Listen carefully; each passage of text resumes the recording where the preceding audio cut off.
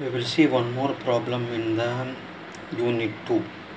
Unit 2, this is the problem given, figure given. So just I'll read it. Consider a 4-story building with steel column. One column is, this is the steel column. One column is subjected to loading. These are all the loadings. In figure, the axial loading it is, and determine the vertical distance. This is displaces only in this direction, so the degree of freedom is 1. So it is considered as a one-dimensional problem. So the vertical displacement at the column at various floor 1, 2, 3, 4 floors, we have to find out the vertical displacement of this, and the stresses in each portion we have to find the stresses also, and this is given Young's modulus and area is given. So now we have to find out the stresses and the finite element equations and the displacement, and I have written the given data. So load on both the sides, here and here. One side is 20,000, here it is 50,000, here both the sides 50,000, here 50,000, here it will be 30,000.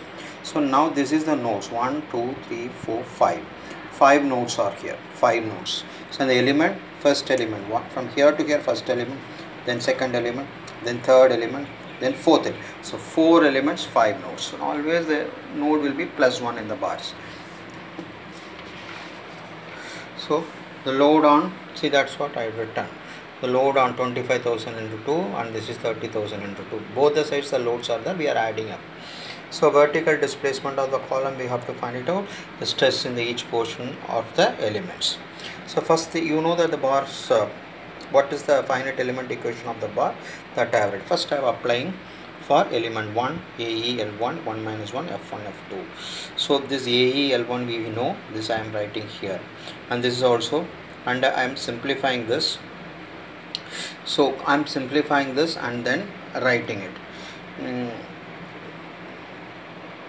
So the L1 should be written here, L1, that is always everything is 190. The L1 should be written, everything is 190. So I have written, after simplifying I am getting this. This is 1, 2, this is also 1, 2, and we have got the equations for the element 1. These are the free body diagram. The element is C 1, 2, 3, 4, and the nodes are in the middle. 1, 2, 3, 4 for the F5, F4, F3, F2. So this element we have to find the finite element equation. This element we have to find it out. So I am applying for the second element. Second element is this one, AE2, L2. Everything is same. So this is I am getting it.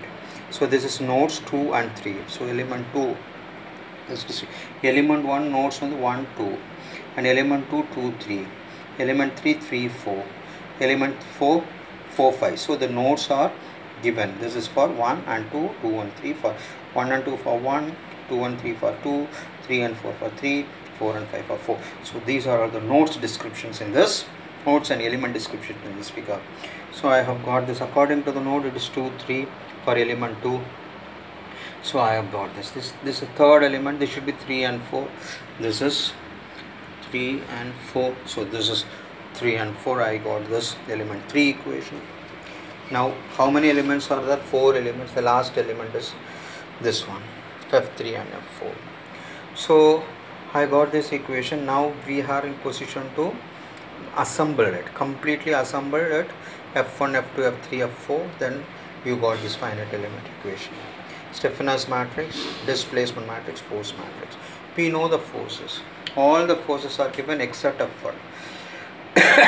So displacement at is node 1, because the node 1 is fixed here, the node 1 is fixed here. So this here there will be no forces, here there will be no force. So the displacement here will be 0. So the displacements of this here will be 0. So F1 force, F1 is also 0. So F1 is also F2, F3, F4, F5.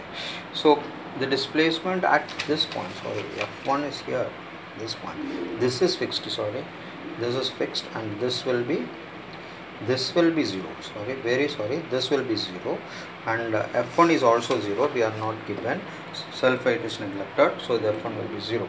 So all the things will be remaining, U2 displacements will be U3 displacement, because all are subjected to the loads.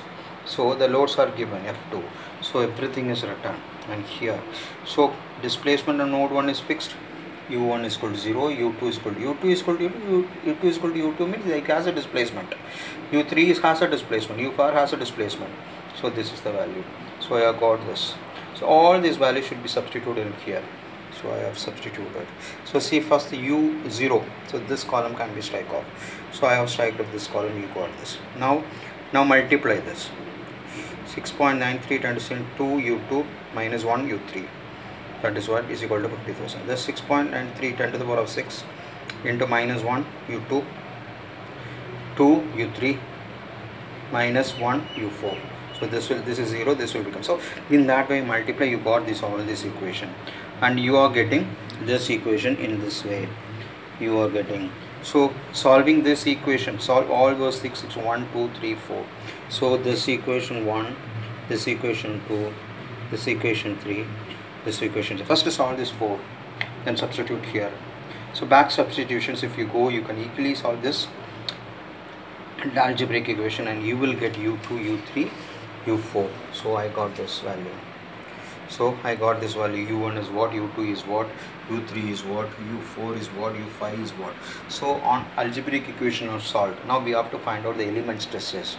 The element 1 is sigma 1 is E into du by dx. E into sigma is equal to stress is equal to E into E, that is equal to E into du by dx. That is u is, this is u1 minus u2 for element 1. That is, you have 0 for u1, displacement is not there, so this is we have find it out from here. So we substitute and find out for sigma. Then for sigma 2 is the same thing, e to u2 minus u3, then you will get this. So see here, it is the value is minus, so it is the column is, that load is compressed. So the compressive stresses are there, because negative sign indicates it's a compressive stresses.